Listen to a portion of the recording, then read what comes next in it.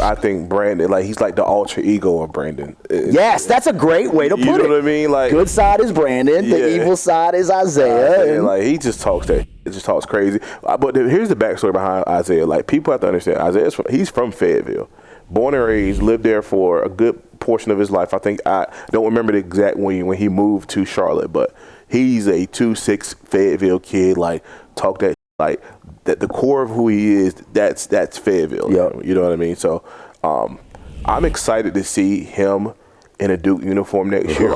With Cooper too. With Cooper, that's what I'm saying. Because my thing is, he's walking in now. He doesn't have any pressure. You're walking in with the number one player in the country, so all eyes are on him. But see, that opens another question though. True. Individually, both of those dudes have high potential to be one and done guys, right? Right. Obviously, Cooper is almost a guarantee to be one and done. Correct. It's happened plenty of times. I'm thinking Kentucky John's year. Does it make it more challenging for Isaiah to get in and get out? No. With Cooper there. The reason I'm gonna use an example. We're going to talk about him, Robert Dillingham. Like you go to a team where there's 4 or 5 other McDonald's All-American, 5-star, highly regarded players. If Isaiah goes in that position, and let's just say, and he's a high volume scorer. That's the quote unquote knock on him. Sure. He's a high volume scorer. Now, when you play with a team like North America, no knock to those kids, but like, he probably has to shoot a little more to keep them in the position to win the game. Exactly. But when you go to Duke, when you have All-American, okay, now instead of me taking 15 to 20 shots, if I can take 8 to 10 and shoot between 40, highly efficient, open shots, I get 13, 6 rebounds a game like that. Going to the line 8-9 times. Absolutely. Sure. Now you're a top 5 pick because now you've shown your efficiency, and that's we're going to talk about Rob, but that's where you go from I don't know about him till this kid's a fucking surefire. Look at it from this way. Going into Kentucky, were more people talking nationally? Were more people talking about Robert Dillingham or DJ Wagner? DJ Wagner. Let me ask you this question: How many times you heard DJ Wagner's name this year? Not a lot. How many times you heard Robert Dillingham's name? Every game. So that's kind of what I'm saying. I think that like the way the media works, not reality. I'm talking just the media coverage and the way it'll go. Let's be real. Cooper Flagg, whether he's playing amazing or awful, is getting all the coverage next year.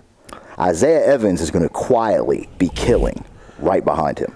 But I mean, so because this goes into a much deeper conversation. But if you're Duke, you want Isaiah for one more year.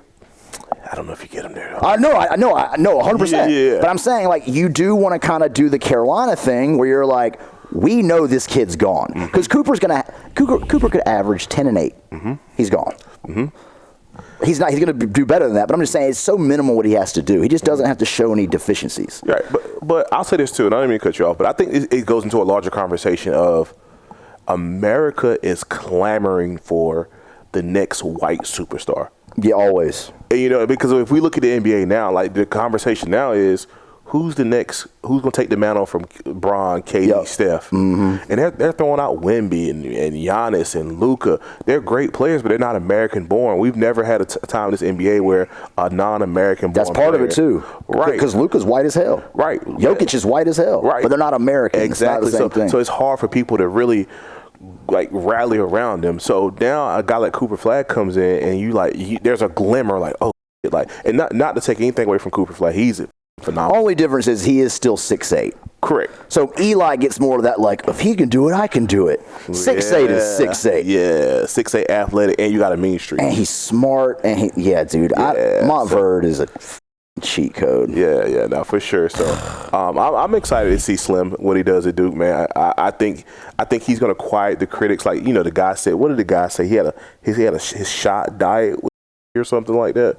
The NBA, it was an NBA Watson. Probably the same dudes who are saying Drake Powell's not athletic. You're an idiot. You're an idiot if you think that. Yeah, so shout out to Slim, man. Best of luck to you, man.